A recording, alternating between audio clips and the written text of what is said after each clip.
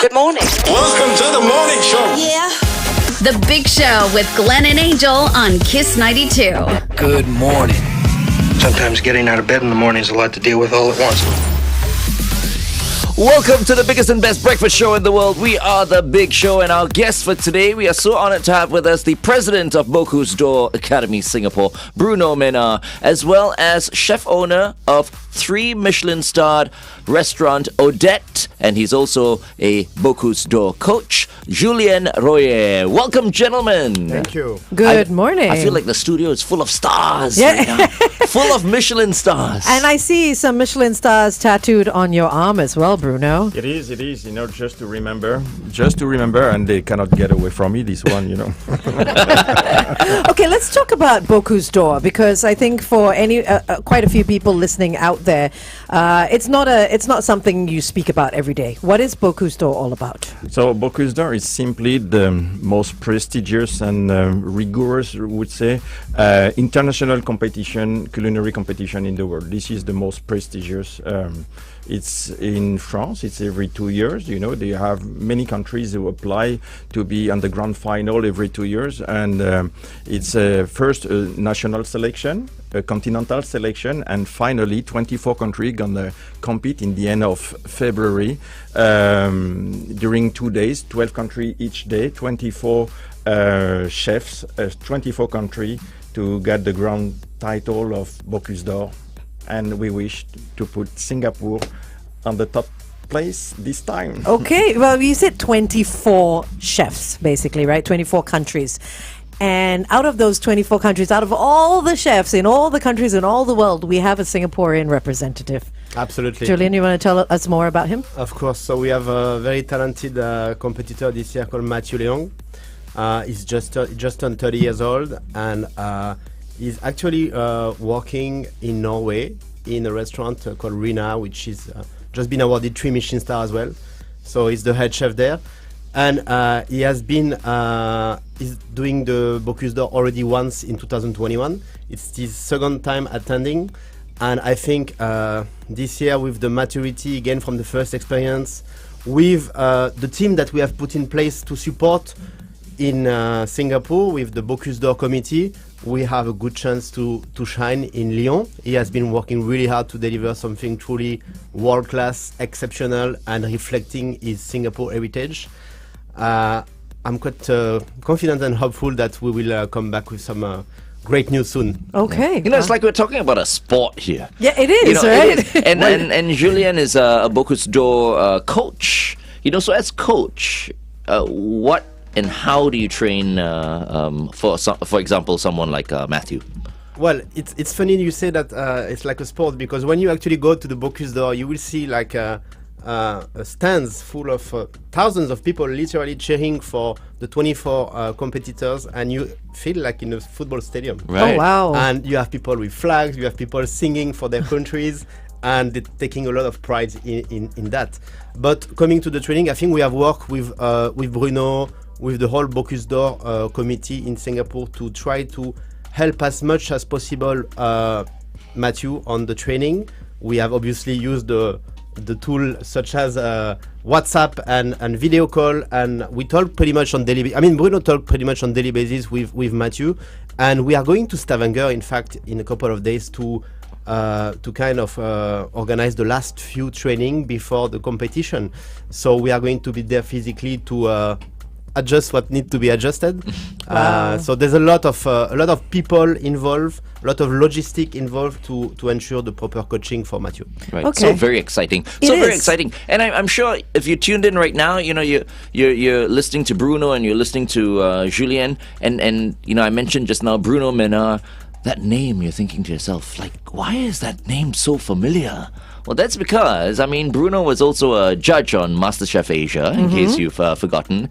And, the interesting thing is when he was in Japan, I do believe you also took part in Iron Chef. Oh, yes, it was in 95. I was just arriving. I was a young chef. I was 30 years old.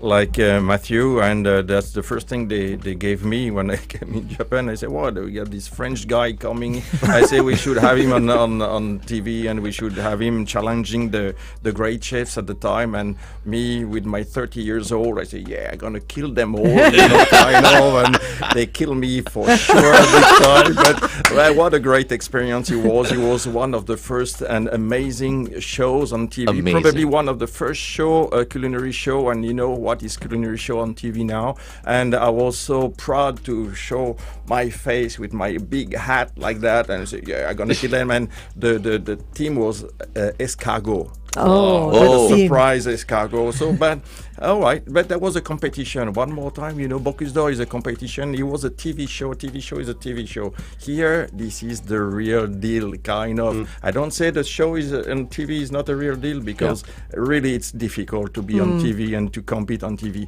But here you are dealing with the best chef of the planet.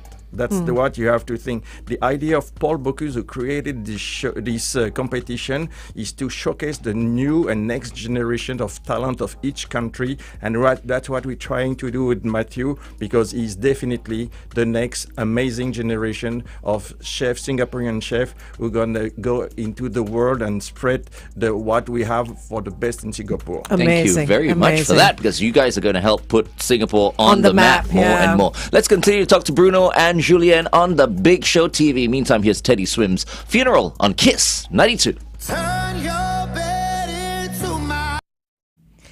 We talk about like reality shows, and then Bocuse d'Or is like in front of a live audience. Like you were saying, people are cheering, flags and everything. How does one, and I think a lot of people are very interested in this, because there are some home chefs as well. They want to maybe take part in MasterChef. They want to take part in some culinary reality show. How does one train? Do you like tell them, okay, you go into their kitchen at home and you say, okay, today's theme is escargot. Do something with snails. How exactly does one train for a competition like Bocuse d'Or? Well, I think it takes a lot of commitment to participate to something like Bocuse d'Or. As we say, it is the biggest and the highest level cooking competition in the world. Most of the chefs participating are chefs that has worked many years in restaurant at the highest level, whether it's 1, 2, or 3 Michelin-starred restaurants. Some of the chefs, while they are preparing the competition, they actually stop working. They are not stopping cooking, but they are focusing on their training mainly for months. That's what happened to our team actually for the past 2 months. When you're talking about training, how do we do? They have a team in Stavanger where they have a training ground that been built especially for this competition. So you have a building like this building where they have a room where they have the kitchen at the exactly same size as the of the Bocuse d'Or, competition, right? with exactly the same setup of the competition. Exactly. And you have 12 people working with the team in Stavanger doing that, the logistic, the preparation, they have a coach for the Kobe, coach for the coach. We have coach for everybody, and it's like a F1 competition. You have a driver and you have everybody around. We are all the people around with the expertise of each and every one of the specialty it's necessary. And we have a communication team, which is amazing because we need to think about the communication also. We have Lean at the Lean here in Singapore. We have a Straight Time we're going to support. We have STB we're going to support. We're going to have also a Singapore Chef Association we're going to support. So it's not about one person only, it's about a team who's gonna work, and the team driver is Matthew this time.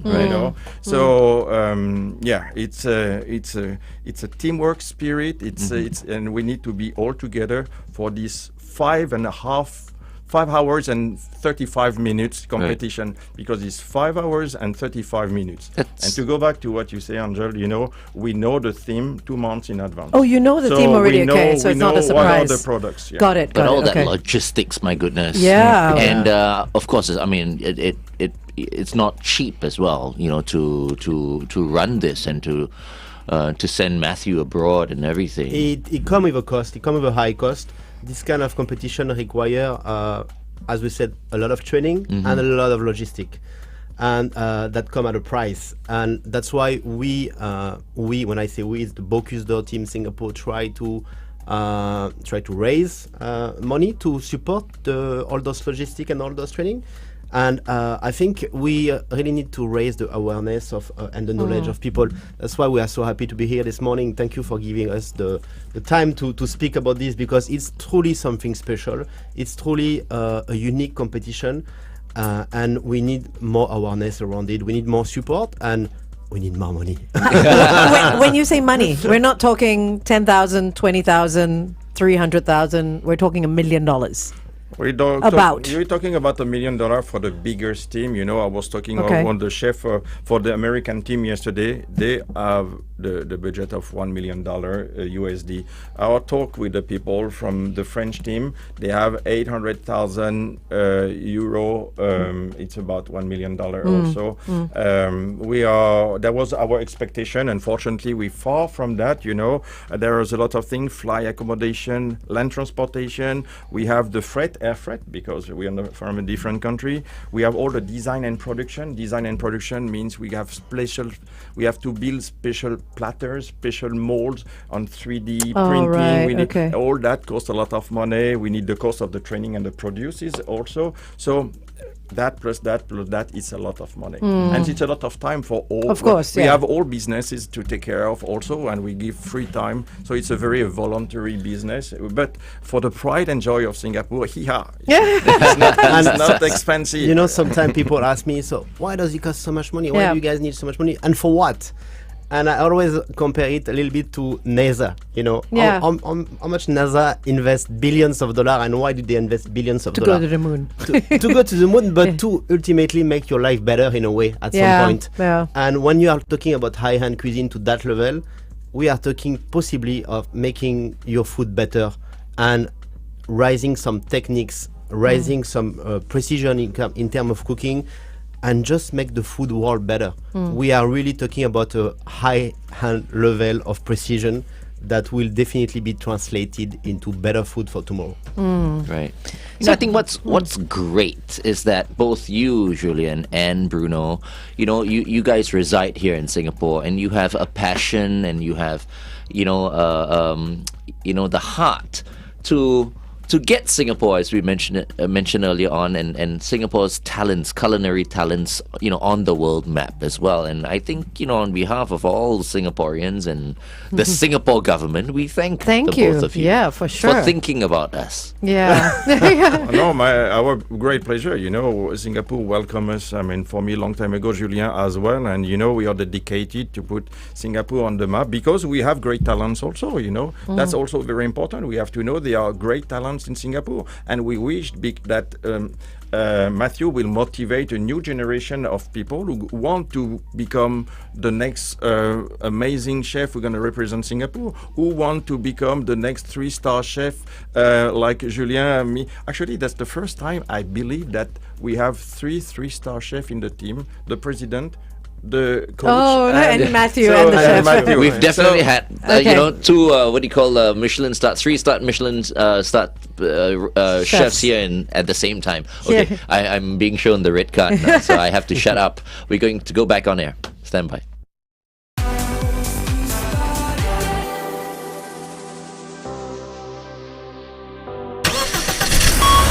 Kiss 92 traffic. On the CTE towards the AYE, right after the PIE Changi exit, look out for a broken down vehicle. If you spot anything else, you can always WhatsApp us 885550 Good morning and welcome back to The Big Show and The Big Show TV. Our guests for today, the president of Bocuse d'Or Academy Singapore, Bruno Menard, as well as the chef and owner of Odette's. That's a restaurant we all know and love. 3 Michelin-starred chef as well, Julien Royer, who is also a Bocuse d'Or coach. Yeah, so we're talking about the upcoming Bocuse d'Or competition, which is, I think, has been compared to the Olympics of the culinary It world. is. And the last time Singapore got a medal was a bronze medal in 1989 by a chef named William Y. And that was I've never heard of this William Neither Y. have I. That was the only time that Singapore actually placed on the rankings. So it is 2025 now. Why Matthew Leong? How was he picked? And what do you think his chances are for the upcoming competition? So it was picked, because unfortunately we didn't have enough candidate, and he got the willingness. He did it already, and he was very disappointing by the first time he did the competition last time, and it was for him a fail somehow. But I told him it's never a fail when you try to do something. It's never a fail. You learn things when you. It's not a fail. The people who fail is the people who don't do the things, who Right. think about it but they don't do the things. He did it. He learned from the past experience, and now he's full power. Trust me, and we put everything necessary around him to make sure he gonna.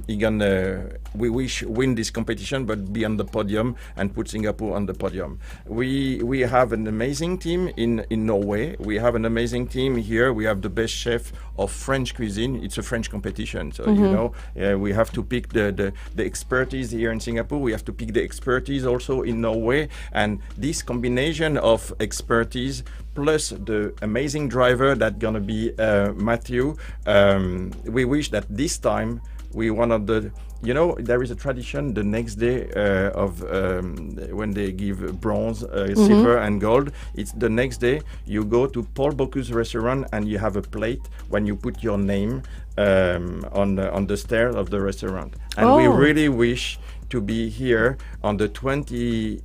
It's gonna be the 28th in the morning to seal the name of Singapore and Matthew Leong. Wow. Right here. That's the goal. Amazing, That's the goal. amazing. So Matthew has been in Norway for a while now. 8 years. 8 years in Norway. And he's once only again, 30 years old. And he's the executive chef of Rina. Is Rina, that how you that's correct. pronounce it? Norway's only 3 Michelin-starred restaurant. Yeah, and he placed. The last time he was in the Bocuse d'Or competition, he didn't do too badly. He was placed 12th, which is pretty good out of 24. Out of 24. Yeah. There is a lot of competition in when you pass, or the competition. It's not competition. It's 2 days. 12 people the first day, 12 people the second day.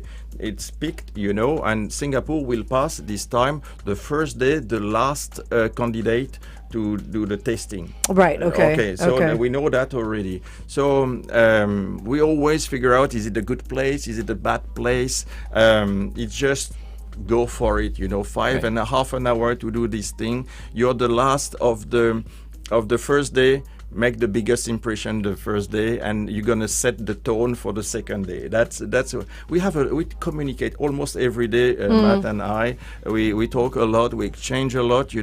It's not only a technical thing; it's a mental state of mind. When you're on the competition, as Julien said before, you have 5,000 people screaming, shouting. Yeah. The ambiance is absolutely insane, crazy. You have I don't know how many. Hundreds, I would say, journalists here, TVs. This is the biggest competition on the planet. You have to realize that, Amazing. I want to see visuals of Yeah. this competition. Let's continue to talk to Bruno and Julien on the Big Show TV. It's 8:22. Kiss 92 Time Check, brought to you by... So remind us again when the competition is being held, the dates.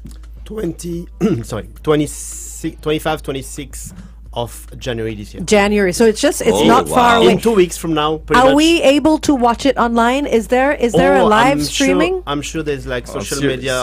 Sierra TV live. Okay, because that would be amazing Yeah. to watch. Give us details of it, and then We in will- the days to come, we will spread the announce word. it, yeah, we will for announce sure. it so that at least we can watch it. For Hopefully, we will ourselves. see plenty of Singapore flag floating in Lyon. in Lyon. So you said Matthew was particularly one of the reasons he was chosen was because not many people stepped forward.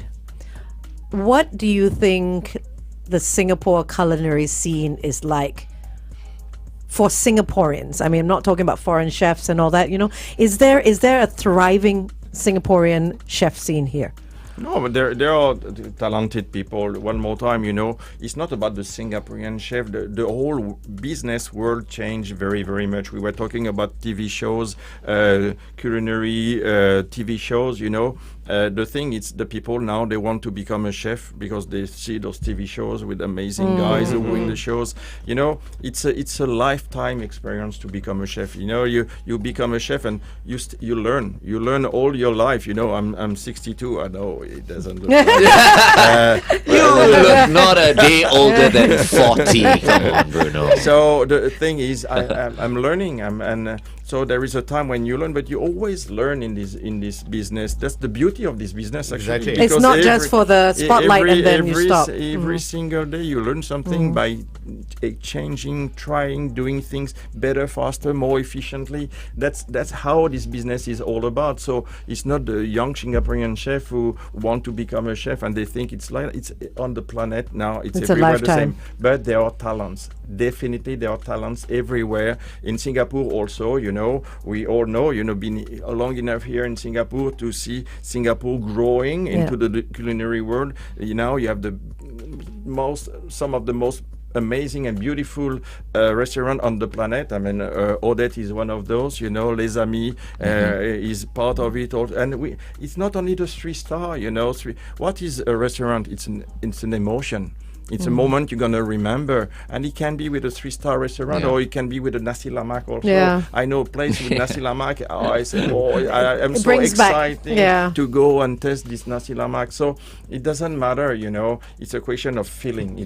And they are talented people. The question is good because we want next time to have a local selection, a Singaporean selection. And we wish that if Matthew goes to the highest level, this will encourage some young chefs to say, I want to compete. The competition, you need to have the spirit for the competition. It's not a technical thing. Competition, yes, mental. it's a technical. It's a mental thing. You want it. You want to go. You have a vision. You have a dream, and we try to fulfill the dream now. What's the theme this year? Are you allowed to say? Because you say you get it 2 months ahead, right? What's the theme is? It's deer, reindeer. Deer. So Okay. it's Deer saddle. Deer saddle. The saddle. Deer saddle. Okay. The shoulder, and in 3 different ways. So you need to do a pie. So 3 dishes. 3 dishes in one. So you have a pie, you have the saddle that you cook on the bone, mandatory, and you have the shoulder also you have to use, and you have another dish to do with the maigre. It's a fish. It's a French fish, the maigre. I don't know how we translate. It's a kind of sea bass. It's a big sea bass, and lobster. Wow. And celeriac and celery. So how many dishes do they have to make within the 5 hours? These 2 dishes, but with different platters. Right, okay. It's extremely technical, but it's extremely difficult. I mean, this time, I don't know why I only think about those things, but it's extremely, extremely complicated and difficult. Extremely. Let's go on air once again.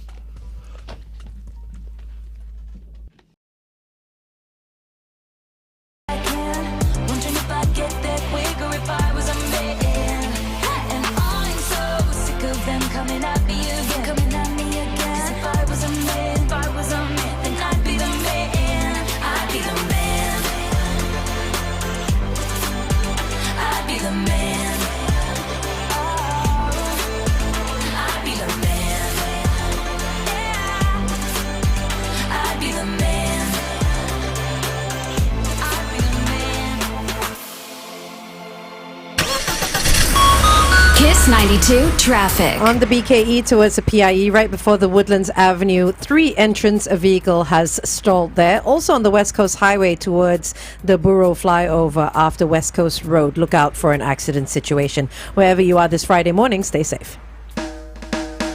Welcome back to The Big Show and The Big Show TV. We have been speaking to the president of Bocuse d'Or Academy Singapore, Bruno Menard, as well as the owner and chef at Odette Restaurant, who is also a 3 Michelin-starred chef, and Bocuse d'Or coach, Julien Royer. And my eyes are open now. In the past, I never used to know what Bocuse d'Or, Academy does, and it's great to have the both of you in here today to tell us about Matthew Leong, who will be taking part in this year's competition. Matthew, of course, is based in Norway's only 3 Michelin-starred restaurant, Rina. And my next question to the both of you is, how can Singaporeans support Matthew? Because he'll be taking part in this competition on the 25th and 26th of this month, which is January, just around the corner. What can we do?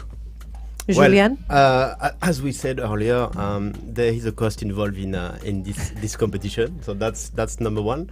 Number two, I think it's raise awareness about the beauty of this competition and make sure that everyone knows about it. Tell your friend to plug on the 26th of Jan and watch this young kid doing amazing thing for Singapore, competing in the most prestigious cooking competition in the world, and hopefully go to the highest and go to the podium. So that's our wish. We know we need to aim really high to be able to achieve something. So I guess number one is help financially, obviously, and number two is cheering for him and make sure that we create as much buzz as possible around the Bocuse d'Or. Would it be fair to say that the both of you actually picked Matthew? Oh, we picked Matthew, yes, because we didn't have anybody who put their name on the list, and it's unfortunate, and we're looking forward, and we wish that Matthew goes very well, because one more time, we strongly believe we have the candidate to go at the highest level this time, and this will bring some enthusiasm to the young chef to have the pride and joy, because you need this pride and joy to represent your country. That's all about that. Olympics was in France this year, and we see the pride and joy of each and every one competing. To be a competitor, and you need this pride and joy, and the money, the pride and joy and the money. I think what we want to do, Angel, is get to know Matthew a little bit more. For so sure. the next time he's in Singapore, we would love to talk to Bring him here. or maybe Yeah. we could even do a virtual interview with him right after the competition, which will Absolutely. be after Chinese New Year, Yes. because it's going to be busy here during Chinese New Year. But the first chance we get to speak to Matthew, we would love to speak to Matthew, because we don't really know Matthew. Could you, Bruno, just describe Matthew's personality a little bit, to us? Yes, absolutely. He's because he's my child for the past 2 years in a way, and my son will not be not happy when I say that, but I have to put this guy under my wing and the wing on the committee.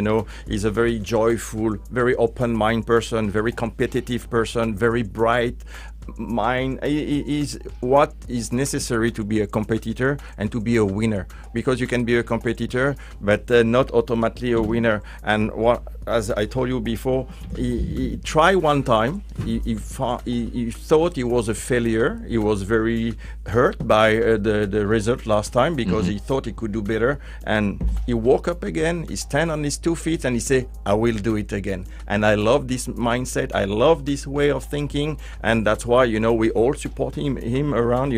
One more time, communication team, all the chefs around, chef association, STB is behind, and we'd love to call you on the 28th of January to say yes. Yeah, oh my gosh. That'll be amazing. And it sounds like he has such a winning attitude. And he looks great as well. He does. So he's very He's marketable. I mean, yeah. when I saw what he looked Very like, I'm looking like, boy, Yeah. good looking boy. So yes. Bocuse d'Or happens on the 26th and 27th of January. You can go to bocusedor.com to watch the live stream, or head to their social media platforms. Now, we are going to announce on the 24th of January where exactly people can watch this. So leading up to the weekend, everyone can tune in and, raise the flag for Singapore and raise and just fly those flags at home and support Matthew. yeah. I would love to invite you, Bruno, and Julien on the show once again. Maybe after the competition is you're over, back. we'll gather photos and all, and you guys can run us through it. Yeah, we'll play while photos we and do videos, the yeah. Big Show and the Big Show Sure. TV. Would you guys like sure. that? Yeah. Let's do it. Okay. Thank you very much. Merci beaucoup Thank you. to the Merci both of beaucoup. you. Thank Thank you. And once again, thank you for helping to put Singapore on the world map, guys. Pleasure. Thank you very much. Ladies and gentlemen, we've been speaking to the president of Bocuse d'Or Academy Singapore, Bruno Menard, as well as the chef and owner of Odette Restaurant, and he's also Bocuse d'Or coach, 3 Michelin-starred Julien Royer. Thank you very much, gentlemen. Thank you so much. Up next, Rosé. This is Toxic Till the End on Kiss 92.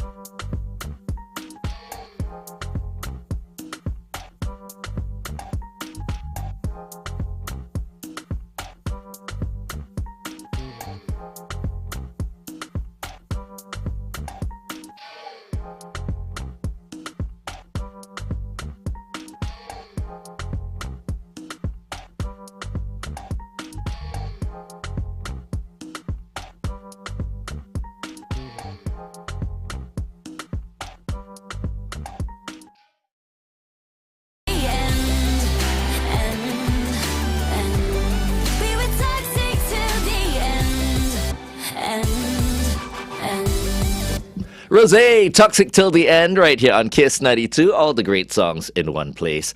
Once again, we'd like to thank our two guests, Bruno Menard as well as Julien Royer, for coming in. You know, I think it's important that Singaporeans, support people like Bruno and Julien, because they are supporting us. Absolutely. I think it's wonderful that as Singapore, not that as people who've lived in Singapore for such a long time but not necessarily born here, they support the scene. Yeah, I mean, Julien's been here like 15 16 years. And so has Bruno, about 15, 20 years. But they, you would think it would be a Singaporean team behind it, but it's not, And I feel like so many more people can bring awareness to the talent that we have. For example, Matthew, who is in Norway working at Reina. And we really, really, really hope that Matthew gets on that podium this time round. We actually have very good Singaporean chefs. We do. All working abroad, actually. Exactly. So I think one day we should bring like as many of them back, as possible. Or even if they're coming back once in a while, we should just find out, who they are and basically speak to them. Yeah, I love that they're overseas. I love that they're flying the Singapore flag in other countries. That's amazing. But really, for a competition like this, which is like the Olympics of the culinary world, if you know of any amazing local chefs that can take part in something like this, and as Bruno said, you have to be a chef, not a home chef. Right. Because you have to go through the motions, and it is a lifetime commitment to doing something like this, like a sportsman, right? Yeah. Taking part in the Olympics is not just a one-off just for 15 minutes of fame. Right. So we wish Matthew all the best. We will let you know how you can live stream that competition next week during the Chinese New Year weekend. I really do, want to try and get Matthew on, maybe virtually. Yes. Just before the competition Okay, or whatever. let's We'll try to do that. Okay, we'll Yep. try to do that. But right now we are back on The Big Show and The Big Show TV. And our guest is about to take a seat right now. Ladies and gentlemen, put your hands together for Dr. Leong Hoe Nam. Woohoo! Welcome back, with Doc. us. One good morning, Singapore. Welcome back to the studio. Dr. Leong, of course, from the Rophi Clinic. He is an infectious disease specialist.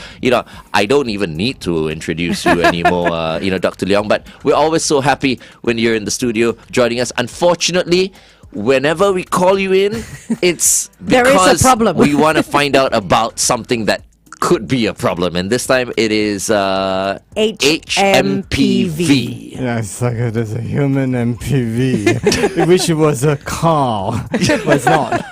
Okay, but don't you realize this place is infective and viral? We'll go around kissing everyone. Oh, no more kissing then. I just kissed two Frenchmen. Oh dear, maybe I shouldn't have done that. Okay, HMPV stands for Human Metapneumovirus. It's not the new brand of car, so it's not the new model. And guess what? Actually, it's been around for a long time. We know it's been around at least for 50 years. 50? At Oh least my. 50 years. At least 50 years. But it was discovered as recent as 2009. So what they did was they looked at all the kids and then they found that they couldn't find any viruses. Go there and do a fishing, and then they found this virus. So it's HMPV. Now, to put things very simple for people, you all know RSV, right? Respiratory syncytial virus. Blah, Well blah, done blah, there, blah, yes. Angel. I didn't know that. Yeah, RSV. Okay, all the parents would know because the kids will end up with wheezing, they're coughing, they're miserable. And then if you had them early, you are predisposed risk for asthma thereafter. Oh. Okay, so it's a big problem, especially if the kid is less than 1 year old. Oh, this parents will know lah. That's why you parents knew. will know. No, I knew because just after COVID, I knew that there were tests that were coming up for RSV and COVID and all that. They had multi-tests in one, remember? Yeah, spot on, Thank spot you. on. No lah, you knew it because you're a mom lah. No, I didn't know that Sorry. because of that. Okay, so HMPV, think of it as very similar as RSV, but a bit milder version. So most people by the age of 1 to 2 years old would have been hit with HMPV. It's responsible for about 10% of kids going to emergency department. Okay. And what happens is this. The science of it is this. For those people who are anal about science, it jams up the airways. So the airways are nice round, but then it gets jammed up. Then you're going to have breathing problems because your airways are much smaller now. It's like over through a smaller tube. Instead of sucking your bubble tea in a nice big fat tube, Small straw. Small tube. So irritating, right. especially when there's a hole in the straw. So can you imagine that for your respiratory? Oh my Correct. goodness. That's So it's going to awful. be really challenging. And kids suffer because they are small. Their airways are small. But as you grow older, okay, we are older people. Yes. Then the airways are much bigger. We can accommodate this extra bit. Oh, right. So okay. the ones who are truly at risk are the very young. Oh no. Children, The 1 okay. to 2 years They'll old. feel very uncomfortable. Then the usual second group, our parents. The older. Right. 65, 70 years old. Our immunity goes With down. underlying down, medical down. conditions, even Underlying medical worse. conditions. Yeah. If you're taking some form of medications to suppress your immunity, you can't fight this virus well. Oh. It chokes up more, can't fight. Chokes up more, and you end up with bad pneumonia. And one of the telltale signs is that you can get wheezing. So I've never had asthma before. Then I suddenly start wheezing. This could be HMPV or RSV. Right. Okay. And those people who are wheezing to begin with, hello, your airways are smaller to begin with. You're going to choke up more. You're going to be in greater risk. Oh dear. Okay, let's continue to talk to Dr. Leong on The Big Show TV. It is 8:42. All the great songs in one place. So in terms of there is a virus going around. You know, everyone seems to be, knock on wood, getting ill. There's a dry cough going around. There's Yeah, man. there's So bad. a runny nose. You know, is that HMPV or is that something else? Actually, it's something else. Oh, If you have a fever, cough, sore throat, Okay. there's a 80-90% chance it's going to be influenza. oh, wow. Okay. Overwhelmingly, majority are like influenza A. Is that some the other worst one? B. Influenza A? Is it the Well, bad both one? of them are just as bad. Okay. When you have it the first time round, you can't tell which is which. So what's the difference again? Influenza A and influenza B? It's like me and you lah. We are both China people, but we look different. Oh, okay. But there's no worse or better one. No, it's not. I think flu A and flu B just as bad. If you have it in adults or kids, the same. Okay. You just have it just as bad. Okay. So in the case of, so now if you have fever, cough, sore throat, there's a 80-90% probability, pre-test probability that it's going to be influenza. Let's throw a cold in there as well, like a runny nose. What does that become? Okay, so cold viruses are also circulating. We're seeing some of the rhinovirus, adenovirus, etc. And yes, they are all circulating for two reasons. Number one is the cold season. The viruses spread better in the cold season. Number two, we are coming back from our December Holidays. holidays. Yes, so many So people, they're bringing especially back- Dr. Leong. I've got so many friends who went to Japan for either snowboarding or just in Japan in general. About 70% of them who have come back are all feeling unwell. You know, Correct. they're all down with like the flu or So whatever. they caught something there, or is it just because of the weather? You know what I mean? They caught something there because there was a virus there. Right, okay. Then in the cold weather, the virus spreads better. And then we tend to huddle. And one silly thing which all passengers do on board the plane, even though they are sick, they're going to hide it and fly. Oh. Okay, so you have a nice sardine cans where we humans packed as sardines get the virus as sardines, so we end up falling sick. So you're recommending if anyone is not feeling well, don't jump on that plane. Shouldn't. Or wear Okay. a mask at least. Is that good enough? No, honestly, the mask alone is not good enough because you'll be stiffer, you'll be dropping You your gotta nose. every open day. your But mask, maybe for blow the your rest of us who nose. are well, should wear a mask. It That's cuts a both good ways. idea. It cuts both ways. Okay, a mask is about 90% effective when you blow it out. Then when you breathe it in, it's another 90%. Okay. So you're reducing the risk from 100% to 1%. Because twice over. And I tell you, the most dangerous spot in the aircraft is the Where? toilet. Toilets. Oh, the filthiest. The place we have to go to. Yeah. I mean, when the door is closed, everything comes out. From the pee to the poop to the snoot. Okay? So you can imagine the whole place is disinfested. So I will not take off my mask. I'll wash quickly and then make sure the surfaces are quite clean. If you need to, just wipe them down too.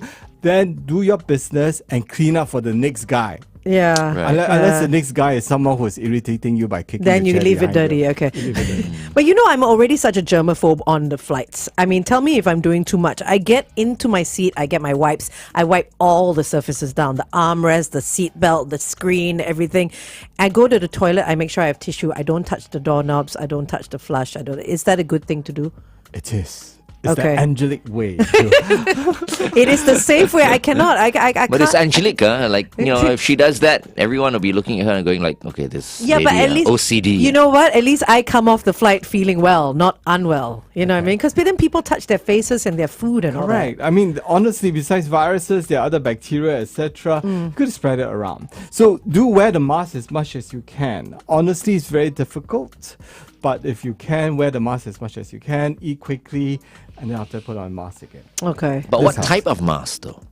Okay, of course the N95s, all those are great, but many people are what we call not mask fitted. N95, you want it well, you need to be mask fitted. It needs to fit you quite well. Some of them, like the N94, K94s, they fit most people. That's fine. Okay. So that's the Standard. top tier, not standard, Okay. top tier. But it's a pretty penny. So the other way is good. A good old surgical mask works. But the problem is we don't cover our nose properly. We don't press it down. You must press it down so that there isn't gaps between the nose and the Right. face. So when we breathe in too hard, instead of filtering, it goes in from the top, unfiltered air. Defeating the purpose. What about the cloth ones? No point, right? Okay. The cloth ones, only a few actually make the grade. Okay. Yeah, so forget it. Okay. The masks are plenty. So don't think about looking pretty. Just think about being safe. Yes. Okay. Because when you are sick, you are not pretty. Yeah, that's true as well. Oh my! But okay. how's the COVID situation? It's Who's all right. talking about COVID? I mean, we've got 40 seconds left before we go back very, on. very quickly, we still have COVID around. It's all low grade. So low grade, they're predicting a new one coming up again Oh my because gosh. in US they have a new spike of COVID cases, and then in turn we're going to get more. It is also a seasonal thing with the cold weather. It just allows it to propagate. Okay. Right. All right. No one tests anymore. I bet you. Nobody tests Yeah, anymore. Exactly. We want to talk about whooping cough as well. Yes. Yeah. Okay, whooping cough coming up. Stand by.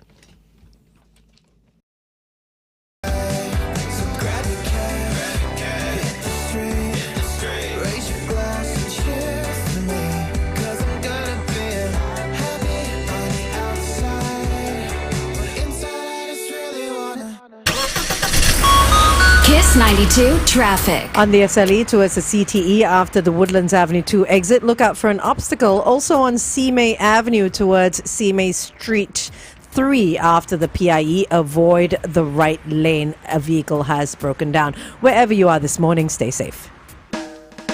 Welcome back to the all-new Big Show with Glenn and Angel, and our guest for today is our very good friend. How time flies. We've known each other for quite a number of years already. He is our infectious disease specialist from the Rophi Clinic, Dr. Leong Hoe Nam. Welcome back, Dr. Leong. Thank you. Good morning. So today we're talking about all things yucky, like the HMPV, the COVID situation, RSV, Influenza. We talked a little bit about what to do on board the plane. keeping clean on the plane, putting your masks on, because let us know how important it is to keep those masks on the plane. Okay, the mask is really quite packed and compact. When you actually cough, you can actually spread it on. Now, let's be very honest that the aircraft actually has very good air filtering mechanisms. But the rule of the thumb which we have for dogs like myself is you spread it to 3 people in front of you and 3 people behind you. Oh. Okay, so if you're at the tail end, you're not going to get the one people at the front, and the front end, you're going to get the ones in the middle. And then obviously, the greater the distance you have, the better. So if your daddy and mommy is rich or you're filthy, you can always go business class. That will help a lot.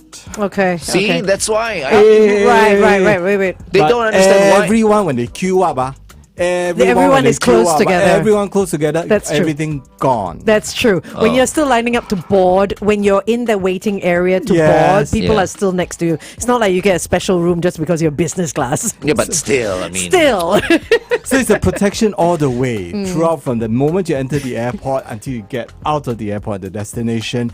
If you break any of this anywhere, it becomes a problem. So how do you do it? At the end of the day, it's surgical mask. Try to keep your distancing as much as you can.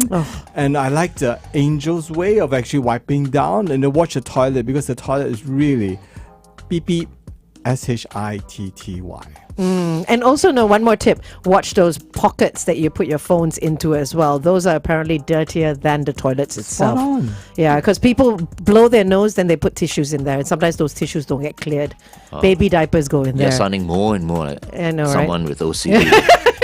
Yeah. We should do we should do a program with you.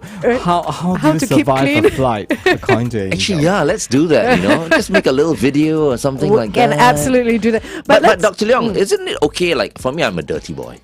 So, if I feel like if I fall ill, then when I recover, I'm stronger. Is that true? There's some truth to that. If you actually get a natural infection, the kind of immunity you train is actually better for most cases. There are a few exceptions, but I won't go into that. So that's true. However, the question is, can you afford to fall sick? Number one. Number two, if you fall sick, will you truly recover? Okay, Glenn is fine because he's still young. I'm not. No, you are you're still young. But You're thanks. still young. I you're received still that. young, Thank you. Okay? But if someone who's 65, 70 years old, that becomes a problem. The person might say, I might be doing 2 kilometers, 5 kilometer runs every day. Great. Your health part is quite good, but your immunity part, it goes with the time. It will fall with time. Eventually get hit. It's not about you being a 100 kilogram beef patty walking. I like a it beef is- patty. But it is, at the end of the day, our immunity will fall. Okay, number one. Number two, even in young people who are very healthy, we do get very bad influenzas. We do get complications of pneumonia as well. It's not just simply because I'm healthy, I'm fine. So the trick then is, don't even fall sick. Don't even risk it. Don't even try it. Okay. It's like making a dash for the road. Why try it? It's silly. Use something that's safe. And the way safety comes then is, number one, the layers again. We're talking about the safe distancing. We're talking about masks. And number two, get vaccinated. Vaccinations actually help reduce you falling sick. So the influenzas for one, the pneumonias for one, the shingles for the other. Yep. And even for the elderly, there's a new vaccine called RSV. Oh, I'm right, just going to okay. introduce it again. Respiratory syncytial virus. virus. Well done. we're I'm getting ready there. for my next vaccination. I'm Just, going to look for Dr. Leong Just at before the we Rophi Clinic. let you go, Dr. Leong, whooping cough. How rampant is it, and how worried should we be? Whooping cough is, well, they kind of think of it as a childhood disease. It was a childhood disease, and the vaccinations have come down and reduced down the numbers. But they realized that the vaccine which we've been using for the last 10 to 20 years, compared to what it was 30 years ago, is not that effective. Oh. So every 3 to 5 years, you can actually fall sick again, certainly at 5 to 10 years later. So we're seeing this resurgence because all those people who had the last vaccinations last 20 years, the vaccine potency isn't there. It's kind of waning off. And when that happens, the greatest at risk, again, is the young kiddies. Why? Because their airways are so small. You choke it up, they end up with a trouble. So we are seeing a resurgence of pertussis, but honestly, Singapore, you vary the slow. Because in US and in many other parts of the world, the resurgence have started in 2010. Oh, wow. Okay. Okay, we're seeing more and more cases of pertussis because of the waning immunity. So what it means is adults should be vaccinated, especially if you are 60, 65 years ago again. Again, once you cross 65, you cross this magic figure. Besides getting a CPF, you're also more likely to get your illnesses. Whooping You cough. are more prone. So whooping cough, you should get yourself vaccinated. Now, one quick tip, because you're listening to Kiss 92. When you get a cut, everyone said you go and get your tetanus shot, right? Yeah. Yeah. You know what you should do? You say, hey, doctor, you hold on. I hear there is a tetanus and pertussis, which is whooping cough, tetanus, pertussis shot at the same time. Don't give me tetanus alone. Give me tetanus with pertussis. So one shot gets the job. Oh. done. Kill two birds with one stone. Okay. Wow, that's such a weird combination, though. And then I'm going to do a little demonstration here. Whooping cough, what does it sound like? Okay, number one, if you get whooping cough, number one, you can have no symptoms. So you can be just like this. Number two, you can have a bit of cough. But But the classic whooping cough is like this. Oh, like a wheezing almost. Oh.